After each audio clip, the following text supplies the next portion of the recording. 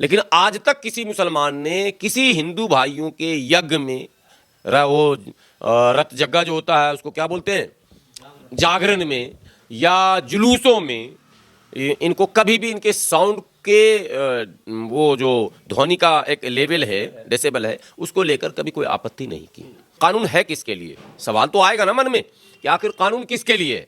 आपका सारा काम हो रहा है, फर्क यह है कि हम आपत्ति नहीं कर रहे हैं। अगर हमने भी वीडियो बना लिया, हमने भी ध्वनि के लेवल को नाप लिया, हमने भी कॉल कर दिया, तो क्या इस पर कानूनी कार्रवाई होगी? और कोर्ट सुनने को तैयार नहीं है कि तमाम देश के नए नए मस्जिदों में सर्वे के नाम पर तांडव किया जा रहा, और जबकि अपने यहां कानून ऑलरेडी पहले से है। कोर्ट जाया गया, अप्रोच किया गया कि भैया ये कानून है, जरा इसके इंप्लीमेंटेशन का हुक्म तो कीजिए। कोर्ट उसको भी रख रही, उसको भी रख रही, यहाँ नहीं ये तो है, ये ऐसा कर लो, यानी सर्वे कर लो, उसके कैरेक्टर को चेंज नहीं करो, सर्वे कर लो। अगर सर्वे कर लेंगे तो सर्वे करना ही कैरेक्टर चेंज करना होता है, सर्वे करना ही विवाद को वहां पे स्थापित करना होता है। मस्जिद की घटना घटी है टांडा की, निहायत ही अफसोसनाक है, हैरतनाक है, और ये इस मुल्क के लिए एक मतलब सोचने का विषय हो गया है कि कौन है समाज में वो लोग बैठे हुए जो 100 नंबर कॉल करते हैं, वो डायल 100 करके पुलिस बुलाते हैं अजान देने पर या ऐलान करने पर। उनको कौन सी तकलीफ होती है? ये मानसिकता कहां से उन्हें उनके अंदर पैदा हो गई? कौन है जो उनको इस तरह का दिमाग दे रहा है? ये सब पर काम करने की जरूरत है। बहुत हैरतनाक है और खौफनाक भी है। भविष्य में इस तरह की घटनाएं अगर बढ़ेंगी तो अलगाववाद बढ़ जाएगा, समाज में दूरियां हो जाएंगी, दरार हो जाएगा, और ये समाज बिल्कुल ऐसा हो जाएगा कि इसको फिर जोड़ना बड़ा कठिन हो जाएगा। उत्तर प्रदेश के जिला रामपुर से एक हैरान करने वाला मामला सामने आता है। रोजे यानी रमजान का महीना चल रहा है और रोजा इफ्तार के लिए मस्जिद के लाउड स्पीकर से यह ऐलान होता है कि रोजे का वक्त हो गया है, रोजा इफ्तार कर लीजिए। बस इतना ही कहना था। एक समुदाय विशेष के लोगों ने इस पर शिकायत की, डायल 112 पर कॉल किया और बाकी का काम प्रशासन ने कर दिया। कार्रवाई करते हुए इमाम सहित 9 लोगों को गिरफ्तार करके जेल भेज दिया। इस मामले पर बात करने के लिए हमारे साथ हाफिज गुलाम सरवर जी हैं।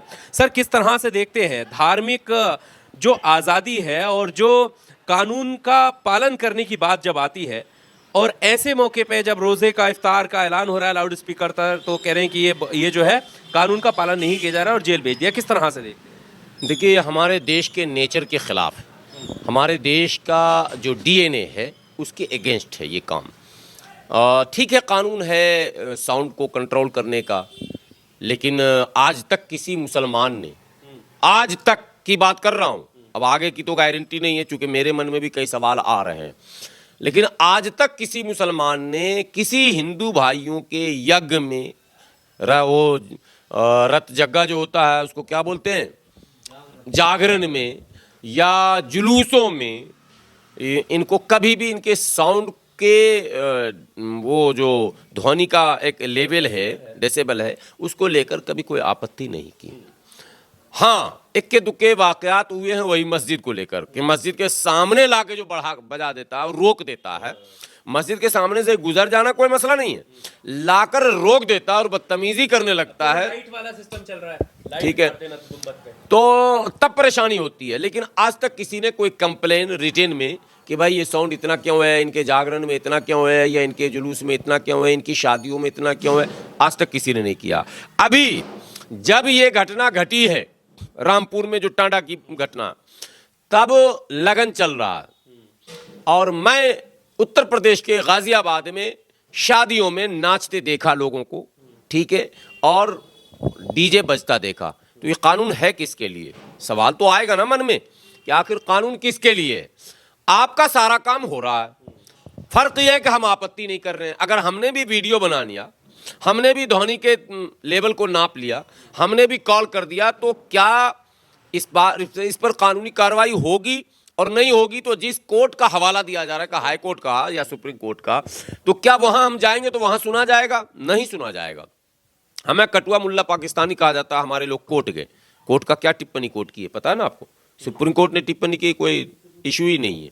ये मतलब पनिशेबल नहीं है। आपको पाकिस्तानी कटुआ मुल्ला कुछ भी कहा जा सकता है, ये सुप्रीम कोर्ट की टिप्पणी है, आपको पता है या नहीं है? तो अब सवाल यह है कि कोर्ट खुद ही इस मामले को प्रमोट कर रही है। कोर्ट सुनने को तैयार नहीं है कि तमाम देश के नए नए मस्जिदों में सर्वे के नाम पर तांडव किया जा रहा, और जबकि अपने यहाँ कानून ऑलरेडी पहले से है। कोर्ट जाया गया, अप्रोच किया गया कि भैया ये कानून है, जरा इसके इम्प्लीमेंटेशन का हुक्म तो कीजिए। कोर्ट उसको भी रख रही, उसको भी रख रही, हाँ नहीं ये तो है, ये ऐसा कर लो, यानी सर्वे कर लो, उसके कैरेक्टर को चेंज नहीं करो, सर्वे कर लो। अगर सर्वे कर लेंगे तो सर्वे करना ही कैरेक्टर चेंज करना होता है, सर्वे करना ही विवाद को वहां पे स्थापित करना होता है, सर्वे करना ही सारी समस्याओं को वहां से पैदा करना होता, और वो काम आप करवा रहे हैं। तो कहीं ना कहीं इस वक्त न्यायपालिका, विधायिका, कार्यपालिका संयुक्त रूप से मुसलमानों को निशाने पर लिए हुई है। और इसकी वाहिद वजह कुछ भी नहीं है, वाहिद वजह आप देख लेना, जो भी दलित भाई, आदिवासी भाई सुन रहे हैं, अगर मैं जिंदा रहा या वो जिंदा रहे, आप नोट कर लेना 20 से 25 वर्षों के अंदर जब ये पूरी ताकत में आएंगे, और आ ही जाएंगे आप, क्योंकि मुसलमान तो इनका मुकाबला नहीं कर सकता। मुसलमान से तो जबरदस्ती डराया जा रहा। मुसलमान जो 14% सरकारी खाते में है, 14.5%, 140 करोड़ की आबादी में 14% जो है वो 20 लाख भी नहीं बनता है, वो 20 करोड़ भी नहीं बनता है। और हम कहते हैं कि अगर इनके आरोप को सही माना जाए और 25 करोड़ ही अगर हो मुसलमान है, तो 140 करोड़ में 25 करोड़ की क्या हैसियत है? कोई हैसियत है बताइए आप? नहीं है। लेकिन डराया जा रहा, ये हो जाएगा, वो हो जाएगा, सत्ता पे हावी। दरअसल डराया उनको जा रहा जो जाहिल हैं, और उनको यकीन दिलाया जा रहा कि मुसलमान जो है वो काबिज हो जाएगा, जल्दी से तुम हिंदुत्व के नाम पे हमको वोट दो। वो जब मजबूत होंगे, संविधान हटाएंगे, मनुस्मृति लाएंगे, और वो दौर लाएंगे जिस दौर का जिक्र इतिहास में किया जा रहा। अब मुसलमान क्या करेगा? मुसलमान कुछ नहीं कर पाएगा। मुसलमान के बीच भी जिन्ना को पैदा किया जाएगा और अलगाव की बातें की जाएगी। आज हिस्सेदारी की बात हो रही ना, भागीदारी की बात हो रही, मुस्लिम लीडरशिप आ रहा कि नहीं आ रहा? आप देख रहे हैं कि हिस्सेदारी भागीदारी, जिन्ना के वक्त में भी हिस्सेदारी और भागीदारी की बात कराई गई थी। ये डेंजर है, इंडियन कल्चर के खिलाफ है। हमारे यहाँ मिली जुली तहजीब है, मिश्रित संस्कृति है, हमारे यहाँ साझी विरासत की बात की जाती है, हमारे यहाँ सियासत में भी एक दूसरे को मानने का मादा रखा जाता है। हिंदू का लीडर मुसलमान, मुसलमान का लीडर हिंदू, हिंदू का लीडर सिख, सिख का लीडर हिंदू। ये कल्चर हमारे यहाँ रहा है। गांव में जो है, गांव में प्रधान कहीं मुसलमान है, वहां भी हिंदू रह रहे हैं। सवाल यही हो जाता ना, जैसा भी हमने जिस मामले पे जिक्र कर रहे हैं, उसमें कोई हिंदू लीडर खड़ा क्यों नहीं हुआ कि नहीं साहब, मस्जिद के एक ऐलान लगाने पर आप 9 लोगों को जेल कैसे भेज देते हैं? पूरे महीने जो है डीजे पे सड़कों पर लोग अपने धर्म के हिसाब से, आस्था के हिसाब से चलते हैं, कोई दिक्कत नहीं है। अभी चुनाव होगा, 27 में तो होगा ही, उससे पहले हमको लगता है पंचायत का भी चुनाव होगा। जरा सर्वे कीजिएगा किस तरह का साउंड बजता है, ठीक है? किस तरह का, अभी दिल्ली में तो हमने देखा, आपने भी देखा, कान बिल्कुल पर्दा फटने वाला साउंड लगा हुआ था, सबकी इजाज़त थी। अब सुप्रीम कोर्ट, हाई कोर्ट का गाइडलाइन सिर्फ उत्तर प्रदेश की मस्जिदों तक है या और कहीं भी है, ये तो मैं नहीं जानता। मुझे भी इसका अध्ययन करना चाहिए, और मुझे लगता है आपको भी अध्ययन करना चाहिए, हम लोगों को मार्गदर्शन करना चाहिए कि है क्या क्या एक्चुअली ये गाइडलाइन जो है कोर्ट का, ये क्या है। मैं कैमरे पर कह रहा हूँ कि मैंने इसका अध्ययन नहीं किया, बस डिबेट पे जाता हूँ, सुनता हूँ, समझता हूँ, अच्छा ठीक है, इतना डिसमिल है, डिसेमिल क्या बोलते हैं उसको, डिसेबल, जो भी हिंदी में बोलते हैं, हम तो हिंदी जानने वाले हैं, ध्वनि बोलते हैं।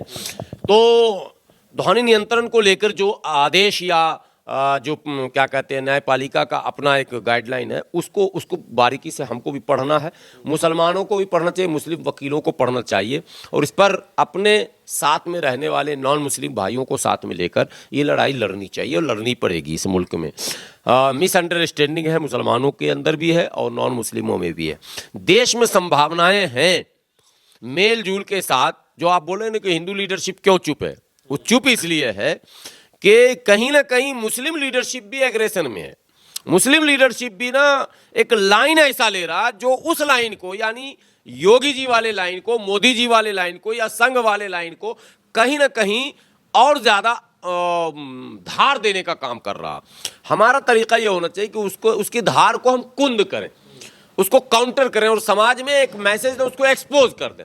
तो एक्सपोज करने के लिए आपको नॉन मुस्लिम, वो जो सेकुलरिज्म पर बिलीव करते हैं, जो संविधान पर आस्था रखते हैं, जो संविधान पर भरोसा करते हैं, जो साझी विरासत पर भरोसा करते हैं, जो मेलजोल के साथ रहना चाहते हैं, जो प्यार प्रेम को अपनाना चाहते हैं, उनको साथ में लेकर आपको एक प्रोग्राम के तहत इनको एक्सपोज करना होगा समाज के बीच, तब जाकर आप सफल होंगे। अभी हमारे यहाँ जो लीडरशिप है, अब देखिए वक्त को लेकर मसला, पूरे देश के हिंदू भाइयों को बताया गया है, भाई सेना और रेलवे के बाद सबसे ज्यादा जमीन वक्फ बोर्ड के पास है, मैसेज चला गया। हमारे लोगों का हार होलने न देंगे, बचने न देंगे, टूटने न देंगे, मरने न देंगे, जुड़ने न देंगे। अरे भाई पहले ये तो बताओ कि ये जो हवा खड़ा किया गया है कि सेना और रेलवे के पास सबसे ज्यादा जमीन है, पहले ये बताओ ये सच है या झूठ है?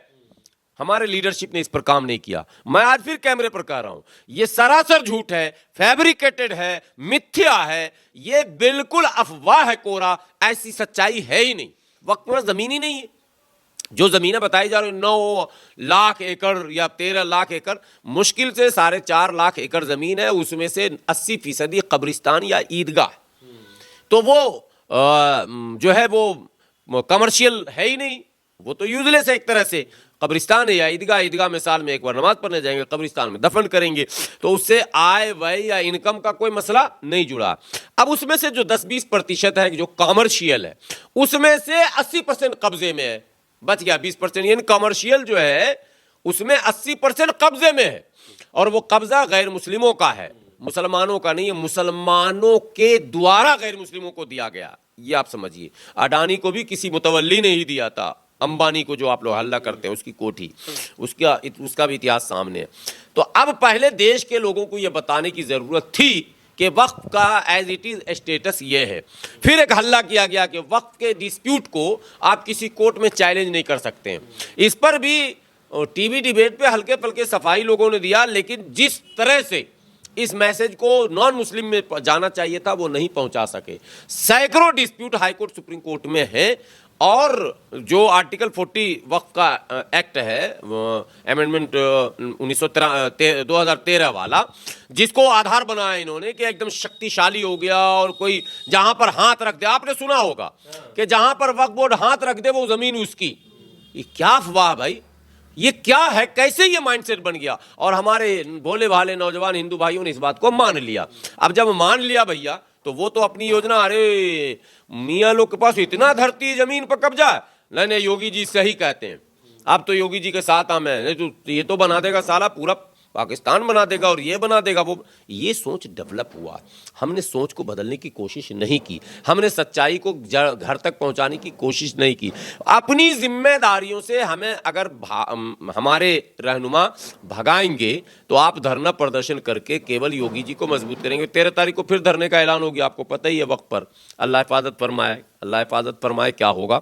बहरहाल धरना प्रदर्शन भी मुझे लग रहा है इस वक्त बल प्रदान करता, कोई हिकमत से काम लेना चाहिए। जो मस्जिद की घटना घटी है टांडा की, निहायत ही अफसोसनाक है, हैरतनाक है, और ये इस मुल्क के लिए एक मतलब सोचने का विषय हो गया है कि कौन है समाज में वो लोग बैठे हुए जो 100 नंबर कॉल करते हैं, वो डायल 100 करके पुलिस बुलाते हैं अजान देने पर या ऐलान करने पर। उनको कौन सी तकलीफ होती है, ये मानसिकता कहां से उनके अंदर पैदा हो गई, कौन है जो उनको इस तरह का दिमाग दे रहा है, ये सब पर काम करने की जरूरत है। बहुत हैरतनाक है और खौफनाक भी है। भविष्य में इस तरह की घटनाएं अगर बढ़ेंगी तो अलगाववाद बढ़ जाएगा, समाज में दूरियां हो जाएंगी, दरार हो जाएगा, और ये समाज बिल्कुल ऐसा हो जाएगा कि इसको फिर जोड़ना बड़ा कठिन हो जाएगा। उससे पहले कि समाज में अलगाववाद की भावनाएं बढ़े, हम लोगों को मिल बैठकर इसको पैचअप करने की आवश्यकता है। ऐसे प्रशासनिक पदाधिकारियों पर लगाम लगाने की जरूरत है, और ऐसी सरकार को किसी भी तरह से सत्ता से बेदखल करने की जरूरत है।